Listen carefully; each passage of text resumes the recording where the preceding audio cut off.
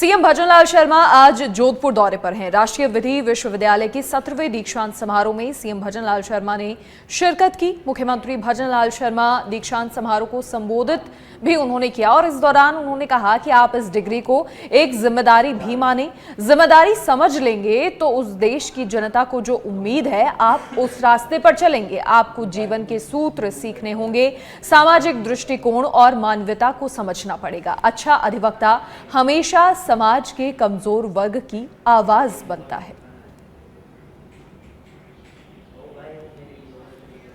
एक ऐसा खुशनुमा पल है जो हमेशा आपको याद रहेगा। आपने इस विद्यालय से जो ज्ञान और कौशल हासिल किया है वो आपको आगे बढ़ने में तो मदद करेगा ही, साथ ही विधि क्षेत्र में भी सकारात्मक बदलाव का वाहक भी बनेगा। आपने जिस राष्ट्रीय विधि विश्वविद्यालय जोधपुर से उपाधि हासिल की है वह देश में एक खास मुकाम रखता है। यहां से पढ़ने वाले अनेक विद्यार्थियों ने कानून के क्षेत्र में देश और विदेश में खास पहचान बनाई है। यहां से शिक्षित विद्यार्थी देश विदेश की प्रमुख विधि फर्मों से जुड़े हैं, अदालतों में प्रैक्टिस कर रहे हैं और अकादमिक क्षेत्र में भी विश्वविद्यालय का नाम ऊंचा कर रहे हैं।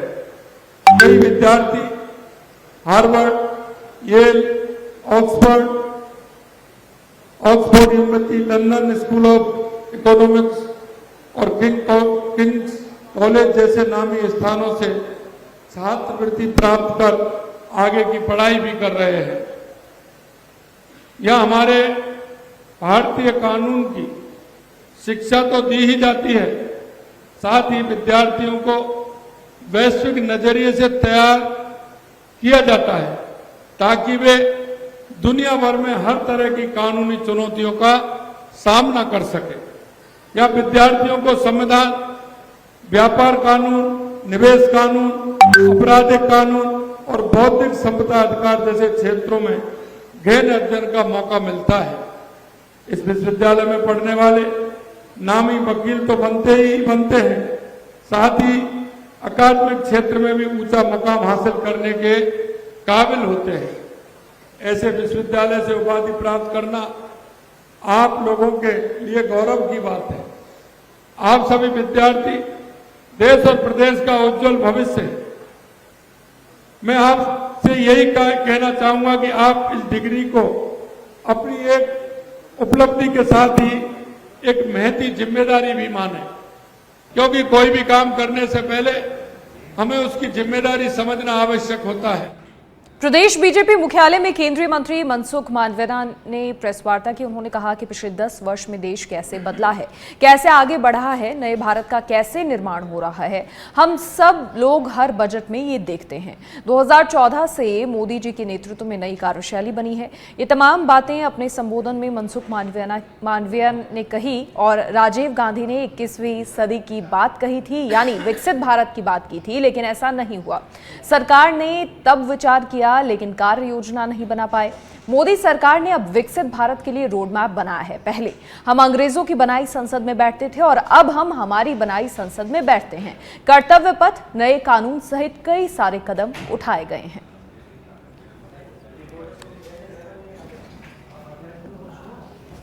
आजादी का शताब्दी वर्ष मनाता हो तब हमें देश को विकसित राष्ट्र बनाना है, तो 25 साल का रोड मैप भी तैयार करा गया। जब कोविड क्राइसिस में, कोविड के समय हम सब लोग लॉकडाउन में थे, लेकिन भारत सरकार के सभी मंत्रीगण अलग अलग ग्रुप बना के स्टेक होल्डर से कंसल्टेशन कर रहे थे। इंटरनेशनल प्लेटफॉर्म पर विकसित भारत की परिकल्पना के अनुरूप डाटा साझा कर रहे थे।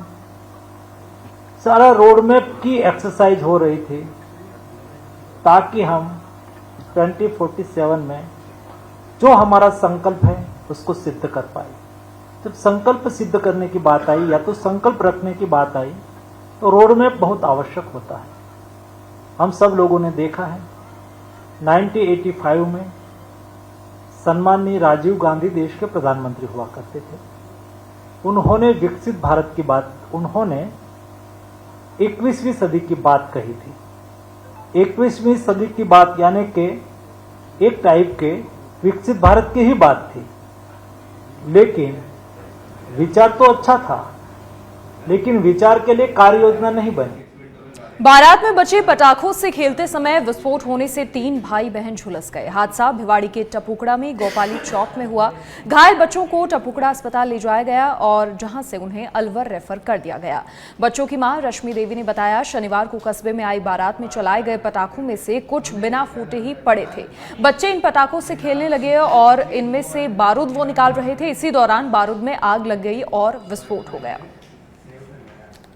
वहाँ पर शादी परसों की सुबह हम बारूद आए थे, वो बच्चे ने घिट कर लिए थे आग, और भी बच्चे खेले सो उसने आग जला ली।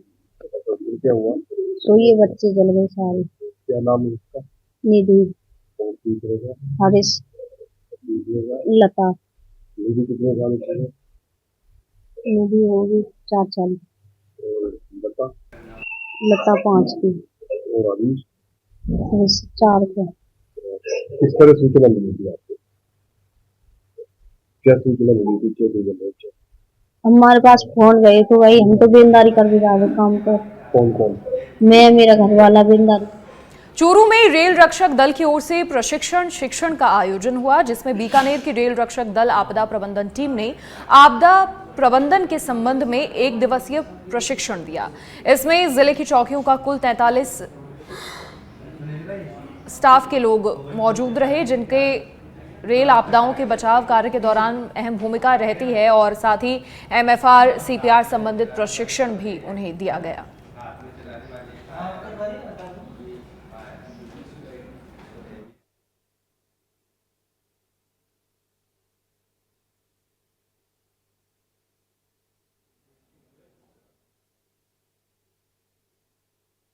सर, ये आज हमारे NWR जोन के PCC महोदय सतीजा साहब के निर्देशन में आज यहाँ पे आपदा प्रबंधन ट्रेनिंग का आयोजन किया गया था, जिसमें डेमो सहित सभी स्टाफ को है वो सिखलाई बताई गई। और आगे भविष्य में कभी भी किसी प्रकार की आपदा आती है तो ये जो हमारे साथी हैं, हमारी टीम रेस्क्यू के रूप में काम करेगी। और ये जो साथी है, इनको जो बताया है, हमें जब भी जरूरत पड़ेगी, हम अगर कम रह रहे हैं, आदमी रेस्क्यू कम पड़ रहे हैं, तो ये हमारे सहायता के लिए हमारे मदद करेंगे। आपका नाम? मेरा नाम छेलदान बिट्टू, आपदा प्रबंधन टीम रेल रक्षक। और उप मुख्यमंत्री दिया कुमारी ब्यावर पहुंची, जहां भाजपा कार्यकर्ताओं ने स्वागत किया। जिला स्तरीय अधिकारियों के साथ इस दौरान चर्चा भी हुई और बजट को लेकर भी अधिकारियों के साथ चर्चा हुई। तो भाजपा कार्यकर्ताओं ने यहां उनका स्वागत किया। जिला स्तरीय अधिकारियों के साथ भी उन्होंने बजट को लेकर चर्चा की।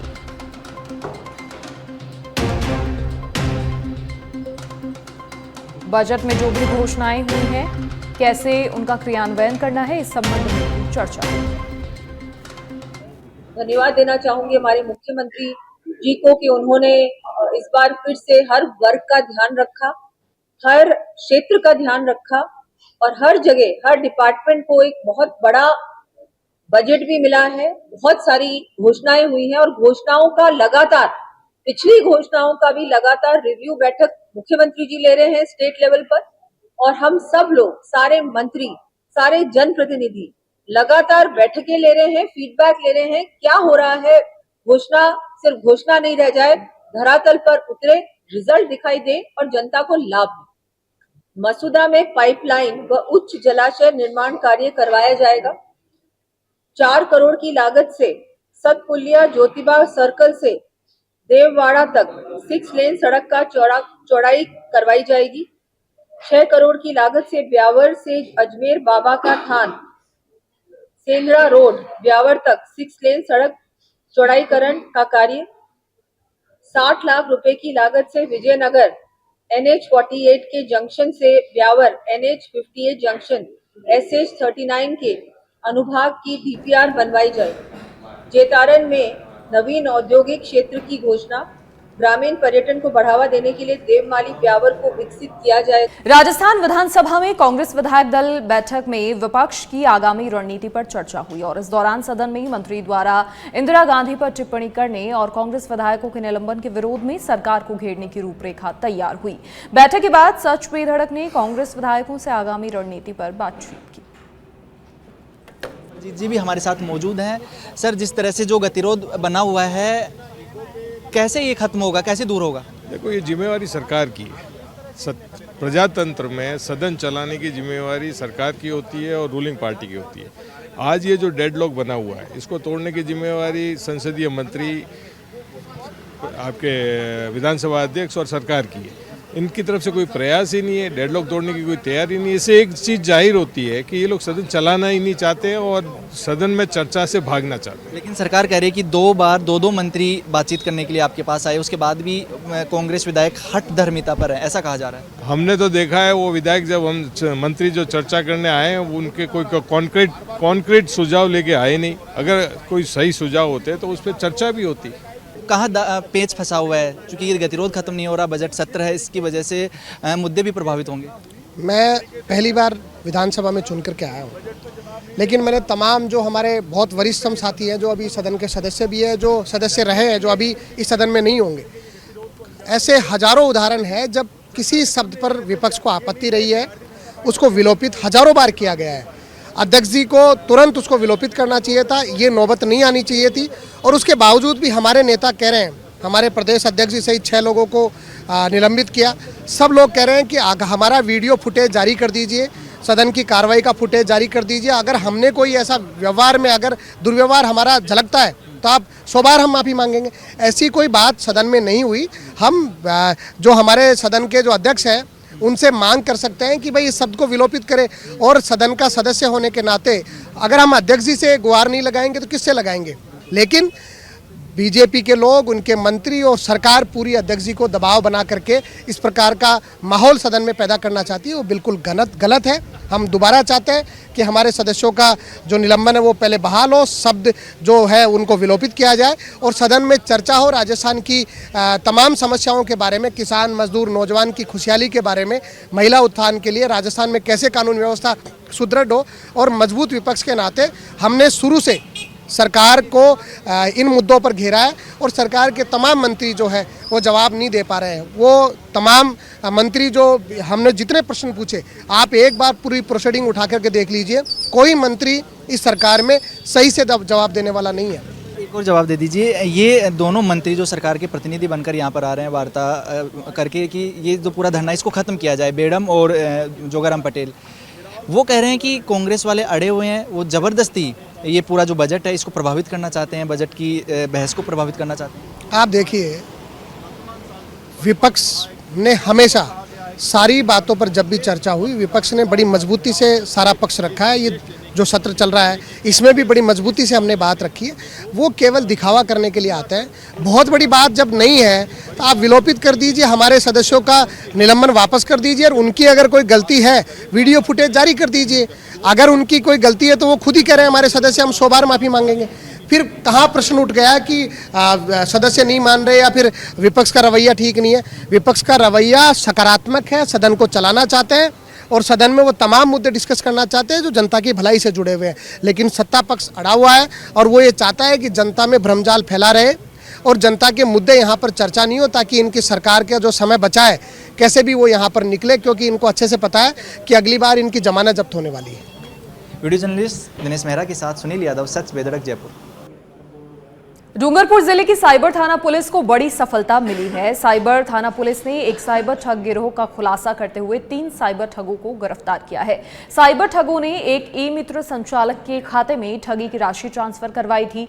वहीं पुलिस ने ठगों के कब्जे से एक luxury car, 34 ATM, 12 SIM card, 6 mobile, 4 chequebook और 4 बैंक पासबुक के साथ विदेशी परफ्यूम, घड़ियां और हुक्के जब्त किए हैं। फिलहाल पुलिस आरोपियों से पूछताछ कर रही है।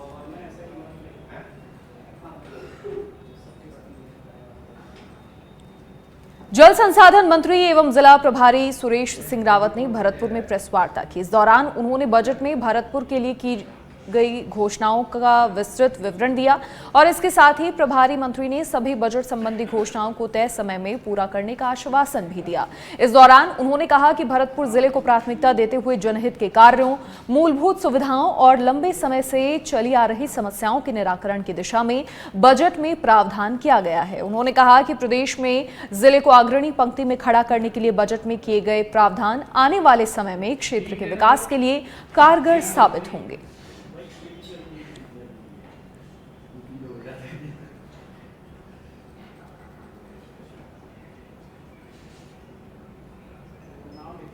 पच्चीस 26 का बजट मानने वाले भजनलाल जी की सरकार का ऐतिहासिक बजट रहा और जैसा कि पिछला बजट ये ऐतिहासिक रहा और जैसे राजस्थान की विधानसभा में बजट पेश हुआ माननीय मुख्यमंत्री जी के निर्देशन में, क्योंकि अभी राजस्थान की विधानसभा चल रही है और विधानसभा शनिवार और इतवार को छुट्टी रहती है विधानसभा की।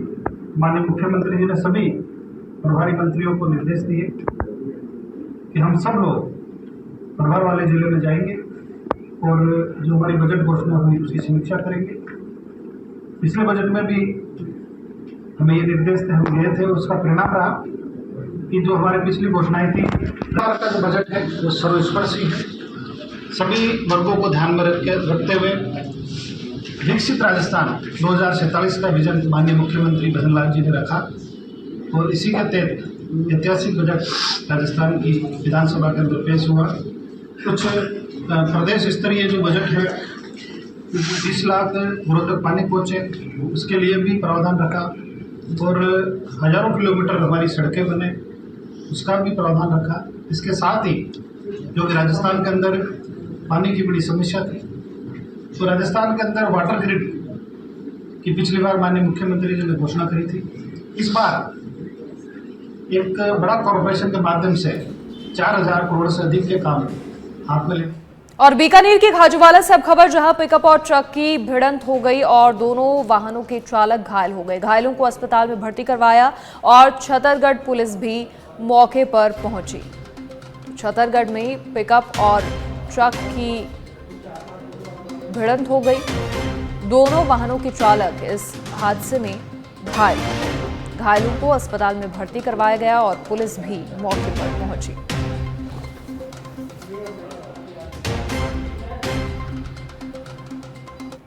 धौलपुर की सैपाऊ स्थित ऐतिहासिक शिव मंदिर पर महाशिवरात्रि मेले की तैयारियों के दौरान दुकान आवंटन को लेकर हिंसक झड़प हुई। ये विवाद एक प्रसाद विक्रेता को दी जाने वाली जमीन की माप को लेकर शुरू हुआ।